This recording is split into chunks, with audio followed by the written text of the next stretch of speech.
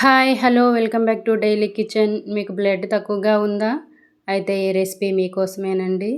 వారంలో ఒక్కసారి చేసుకుంటే తింటే చాలు మీకైతే రక్తం అనేది మెరుగుపడుతుంది. అది ఏంటో అంటే బీట్రూట్ కూర అండి. ఈ విధంగా చేసుకుంటే ఏ విధమైన పోషకాలు పోకుండా మనకి బీట్రూట్లో ఉండే పోషకాలన్నీ కూడా మనకి లభిస్తాయి. ఆ కూర ఎలా చేయాలో చూద్దామండి. కూర అంటే ఇష్టం లేని వాళ్ళు కూడా ఇష్టంగా తింటారండి ఇలా చేసుకుంటే. దీనికోసం నేనైతే అర కేజీ బీట్రూట్ని ఈ విధంగా క్లీన్ చేసుకొని చిన్న చిన్న ముక్కలుగా కట్ చేసి పెట్టుకున్నాను.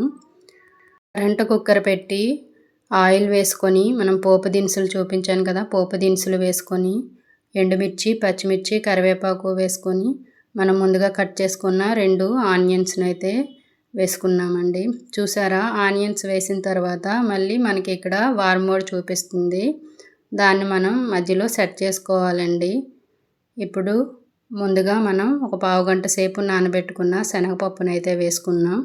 ఇప్పుడు ఈ శనగపప్పు వేశాక మళ్ళీ మనకి వార్మోడ్ వచ్చింది. అంటే ఇప్పటికీ హీట్ అనేది అక్కడ సరిపోయింది. ఇంతవరకు మళ్ళీ మనం అడ్జస్ట్ చేసుకోవాలండి.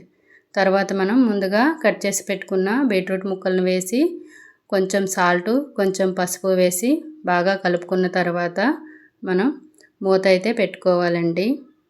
పెట్టుకున్నాక చూడండి, మళ్ళీ ఇక్కడ వార్మోడ్ చూపిస్తుంది. అంటే ఉడికిపోయింది అనే లెక్కలో చూపించింది మనకి ఇక్కడ. కాకపోతే నేను ఇక్కడ చూస్తున్నాను చూడండి, ముక్క అయితే ఇంకా బాగా ఉడకలేదు, జస్ట్ లైట్గానే ఉడికింది. మళ్ళీ మనం మూత పెట్టి మళ్ళీ మనం వార్మోడ్కి అయితే నేనైతే ఇక్కడ మళ్ళీ సెట్ చేసుకున్నానండి. మనకి స్టవ్ పై ఎలా సెట్ చేసుకుంటామో ఇక్కడ కూడా అంతే. కాకపోతే ఇది ఆటోమేటిక్గా అయిపోతుంది. స్టవ్ పై అయితే మనం సిమ్లో పెట్టుకుంటాం మాడకుండా.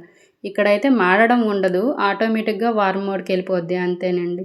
కొంచెం కొబ్బరి కూడా వేసుకున్నానండి, ఎండు కొబ్బరి, చాలా టేస్ట్గా వచ్చింది. మీరు కూడా ఒకసారి ట్రై చేయండి. మామూలుగా మనం వండుకునే దానికంటే ఎలక్ట్రికల్ రైస్ కుక్కర్లో ఈ కూర అయితే చాలా టేస్ట్గా ఉంది అన్నారు మా వారు.